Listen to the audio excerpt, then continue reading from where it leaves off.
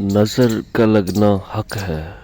یہ حسد والے کی نظر جو ہوتی ہے یہ زیادہ خطرناک ہوتی ہے۔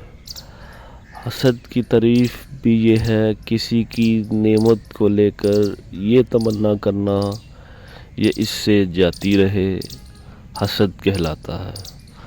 حسد نیکیوں کو ایسے کھاتی ہے جیسے آگ لکڑی کو کھاتی ہے۔ حسد والا بندہ کیونکہ اپنی ہی آگ میں جل رہا ہوتا ہے اور اس کے اندر کچھ اس طرح کے مادے پیدا ہوتے ہیں جو ریس کی طرح اس کے اندر سے نکل رہے ہوتے ہیں، اور بعض دفعہ یہ بندے پر اٹیک کر دیتے ہیں اور اس صورت میں متاثرہ بندہ بیمار ہو جاتا ہے، پریشان ہو جائے گا، اور ممکن ہے کہ اس بندے کی نعمت کو بھی زوال لگ جائے، نعمت جاتی رہے یا نعمت میں کمی ہو جائے، کوئی بھی صورت ہو سکتی ہے۔ سب سے خطرناک نظر جو ہوتی ہے وہ حاسد کی نظر مانی جاتی ہے۔ ویسے نظر تو کسی کی بھی لگ سکتی ہے، اپنی نظر بھی لگ سکتی ہے، مطلب کہ خود کی کوئی چیز پسند آ جائے، مثال کے طور پر اپنا بچہ ہی پسند آ جائے۔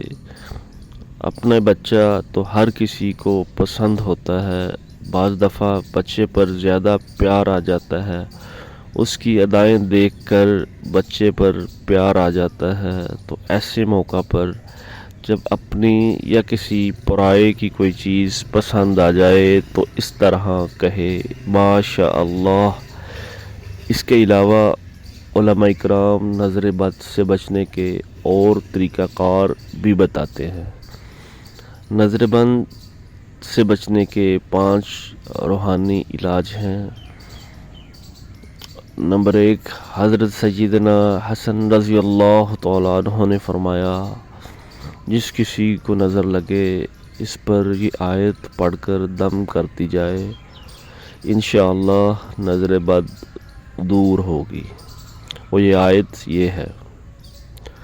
نظر بد کا دوسرا علاج، اللہم اذہب عنہ حرہا و بردہا و وصبہا، اے اللہ اس نظر بد کی گرمی، سردی اور مصیبت اس سے دور کر دے۔ نظر بد کا تیسرا علاج، لا الہ الا اللہ 60 بار پڑھ کر دم کیجئے، انشاءاللہ نظر بد کا اثر جاتا رہے گا۔ نمبر 4، نظر بد کا چوتھا علاج، کوئی بھی چیز کھانے پینے سے پہلے بسم اللہ الرحمن الرحیم پڑھا جائے، یعنی اس دعا کو معمول بنایا جائے اور ہر چیز کھانے پینے سے پہلے بسم اللہ الرحمن الرحیم پڑھا جائے، انشاءاللہ اس سے نظر بد سے محفوظ رہیں گے۔ نظر بد کا 5واں علاج، یا حی یا قیوم کو 786 مرتبہ 786 ٹائم کاغذ پر لکھ کر یا لکھوا کر تعویذ کی طرح لپیٹ کر پلاسٹک کوڈنگ کر کے یا چمڑے وغیرہ میں محفوظ کر کر اپنے دائیں بازو پر باندھ لیں یا اس کو گلے میں پہن لیں، انشاءاللہ یا حی یا قیوم کے صدقے نظر بد کا اثر ختم ہو جائے گا۔ امید کرتے ہیں پیارے دوستو آج کی ویڈیو آپ کو پسند آئی ہوگی، دعاؤں میں یاد رکھیے گا۔ جزاک اللہ۔